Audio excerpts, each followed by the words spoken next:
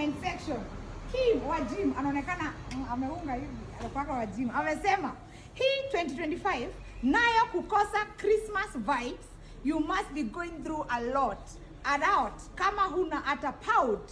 Mine is to echo what mwalimu have said. Na nimesema mwalimu yuko na abs. Sawa. Yani unajua tuliuza hii kitu mbao. Well, you are that Kim. Let me tell you something. Kuna ndume imeekelea 3. Sasa nikiwa kwa hizi kwa comment section, kuna demo alikuwa amesema utanunua hizo kofia ziishe 2050. Huyu ni Pinches. Pinches alikuwa amesema utanunua hizo kofia ziishe 2050. Kim, walikuwa naongelelea zao. Kwa nini nimesema ndume Pinches imeekelea 1 2 3 dume moja imeekelea 3. Sasa wewe unasema zitaisha 2050. Wacha nikwambie, alisupportiwa hapo na mtu. Kuna mtu alimwambia akiwe huyu ni username hata bado hajapata jina. Wewe mtandao bro. Keji iko na watu wangapi? Sasa kitu 1000 ni kitu kinda bado kinegotiate brother. Hii ni ndume moja imeekelea kofia bell ngapi? 3. Hiyo ni 3000 shillings.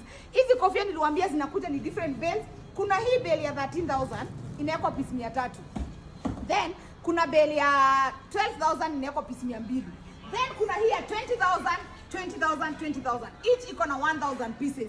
Then kuna wewe wa piece moja shilingi 20. Enyewe ndume hazitoshani. Mimi niko hapa Mjamo, mimi nawagojea. Wacha nirudi site nione huyu wa workout anaishiki wapi na anakuraga nini. Anaitwa Kim. We said mine is to only echo the words by the teachers.